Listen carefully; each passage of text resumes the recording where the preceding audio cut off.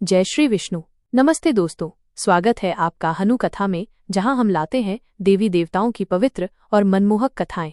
आज गुरुवार के शुभ दिन पर सुनिए श्री विष्णु जी के वामन अवतार की अद्भुत कथा। एक ऐसी कहानी जिसमें विष्णु जी ने अपनी बुद्धि और शक्ति से देवताओं को उनका स्वर्ग वापस दिलाया और बलि राजा को सच्चा भक्त बनाया। चलिए इस दिव्य प्रसंग में खो जाते हैं। श्री विष्णु जी का वामन अवतार, बलि राजा की कथा।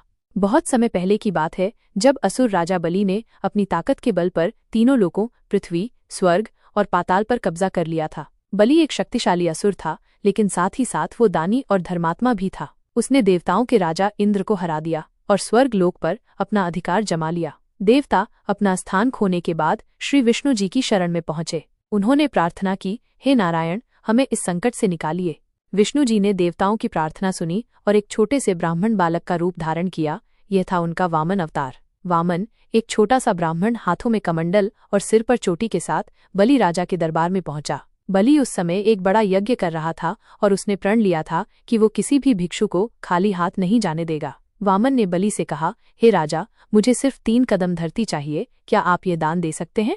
बलि हंस पड़ा और बोला, छोटे से ब्राह्मण, तुम सिर्फ 3 कदम मांग रहे हो, मैं तो तुम्हें पूरे राज्य दान कर सकता हूँ। पर बलि का गुरु शुक्राचार्य, जो एक महान दानी था, उसने बलि को चेतावनी दी, राजा, ये कोई साधारण ब्राह्मण नहीं, ये स्वयं विष्णु हैं। बलि ने जवाब दिया, अगर यह स्वयं विष्णु हैं तो मुझे उनका दान देने का सौभाग्य क्यों छोड़ना चाहिए?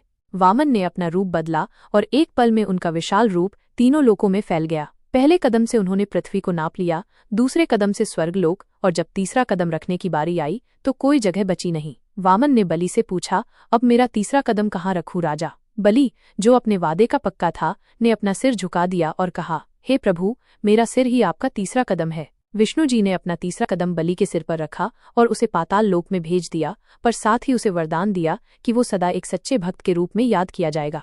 इस तरह विष्णु जी के वामन अवतार ने देवताओं को उनका स्वर्ग वापस दिलाया और बलि राजा को अपनी भक्ति का फल दिया। ये कथा हमें सिखाती है कि सच्ची भक्ति और वादे की ताकत के सामने स्वयं भगवान भी झुक जाते हैं। आज भी जब हम विष्णु जी की पूजा करते हैं, वामन अवतार की ये कथा हमें श्रद्धा और निष्ठा से भर देती है।